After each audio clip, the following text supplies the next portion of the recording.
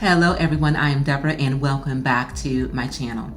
I am glad that you're all able to join me today for another segment of Moments in Time. Moments that impact you, moments that change you, moments that make you stop to reassess where you are in life, moments that you would rather soon forget, moments that you want to hang on to for the rest of your life. History-making moments. Today's segment is called Moments in Time, the Speech. January 20th, 2021 was a very important date in the United States of America. It was the day that the 46th President of the U.S., Joseph Robinette Biden, and Vice President Kamala Devi Harris, first female Vice President and first African American Vice President of the United States, were sworn into office. A great day for many Americans. There were so many moments that were intriguing to both me and my husband. But there is one moment that impacted us to such an extent that we had to include it in our ongoing series, Moments in Time. During the celebration phase featuring popular singers, celebrities, and frontline workers, there was a 13-year-old boy whose name is Brayden Harrington from New Hampshire, who recited a portion of JFK's famous speech, and I quote, "Ask not what your country can do for you, but what you can do for your country. Every accomplishment starts with the decision to try." As we express our gratitude, we must never forget that the highest form of appreciation is not to utter words, but to live by them. In researching how this teenager was chosen to give this speech is where our moment in time occurred. The 13-year-old Brayden was introduced by his dad to the now President Biden when he was on his campaign trail, an innocent occurrence. This boy wanted to meet the president because he heard that President Biden at one time had a terrible speech impediment when he was growing up. He stuttered severely. When Biden met him, the interaction between these two was intriguing to witness. President Biden did not just talk to him, but got his phone number so that he can follow up with him at a later date. President Biden sent him materials and tips on how to overcome his speech impediment. There is no better teacher than someone who has already traveled in those shoes and knows what it feels like, the pain, the humiliation, and the hurt. This is authenticity at the highest level. This moment in time changed the course of this teenager's life. It gave him the confidence that if President Biden could do it, he could also do it. It was an aha moment for Brayden Harrington. Brayden went on to recite JFK's speech on national TV and before the world without making an error or stuttering. We, my husband and I, both started watching the TV Netflix series Bridgerton recently and was impacted by a similar situation. Lord Hastings is one of the characters.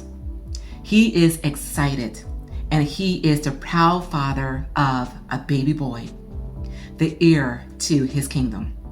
However, when he realizes that his son stutters, he banishes him, disowns him, tells him at the age of 4 that he is an imbecile. To get this child out of his sight, that he never wants to see him again, and that this child would never be the heir to his estate. Although Bridgerton is fictional and President Biden's interaction with Brayden is real, the similarities are striking. They both include the interaction between impressionable children and adults. The messages expressed by the adults makes the difference in the lives of these children. In Biden's interaction with Brayden Harrington, President Biden said, "Don't let it define you. You are smart as hell. You can do it. And I can tell you the things that helped me. And it took a lot of practice. But I promise you, you can do it. I promise you. And don't let it define you. And you know about bullies, the kids who make fun. It is going to change. I promise you. I promise you. Brayden obviously took to heart what this now president told him because he rose above that thing that was trying to hold him back. In Lord Hastings' interaction with his son, whose name is Henry Fitzreynold Bassett, he called him an idiot and told him that the line granted to his family by the monarchy would only remain theirs if they are extraordinary, and that the Hastings name could not land in the hands of a quivering half-wit. He told the nurse to get the child out of his sight and that his son was dead to him. Now in comes Lady Danbury with a completely different approach, and she was able to influence the young Duke with some powerful words by imparting to him her own personal experience and how she was able to overcome her fears and obstacles, much like President Biden did with Brayden. She told the child, "When I was a girl, I was afraid of my own reflection. When I entered a room, I attempted to dissolve into the shadows. It is but so long that those in the positions such as ours, that we can continue to hide and would have to step into the light one day and could not be frightened. So instead of being frightened, she made herself frightening by sharpening her wit, her wardrobe, and her eye. And she made herself the most terrifying creature to ever enter a room. She took him by the hands and looked into his eyes, and she affirmed, 'You can speak, and I will help you overcome this stammer of yours.' And in exchange for her help, he was to promise her that when he stepped into a room, that he would be worthy of the attention that he would command." These words were Lord Hastings' moment in time that changed the course of his life. The Bible reinforces the importance and impact of positive words in Proverbs 25 and 11.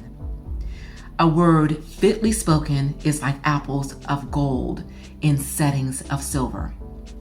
In Proverbs 15 and 4, a soothing tongue, speaking words that build up and encourage, is like a tree of life. But a perversive tongue, speaking words that overwhelm and depress, crushes the spirit. Proverbs 16 and 24.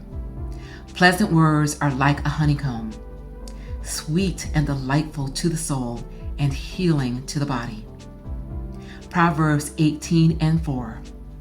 The words of a man's mouth are like deep waters, copious and difficult to fathom. The fountain of mature godly wisdom is like a bubbling stream, sparkling, fresh, pure, and life-giving. Our takeaway from these moments in time is: don't let anyone or anything, including circumstances, setbacks, or events, define who you are. You define who you are, and you walk in that space with all the confidence in the world. You are going places, and no one can stop you but yourself. So you guys, thank you once again for joining me for another segment of Moments in Time, the speech. I would love if you would give this video a thumbs up. Please do share, and please do become a part of my YouTube family by pressing that subscribe button below. And remember to remain safe, healthy, and encouraged. And until we meet again, keep growing, keep thriving, and keep pushing those boundaries. And I will see you all real soon on my next I've Got Something to Say too. Thank you all so much for joining me.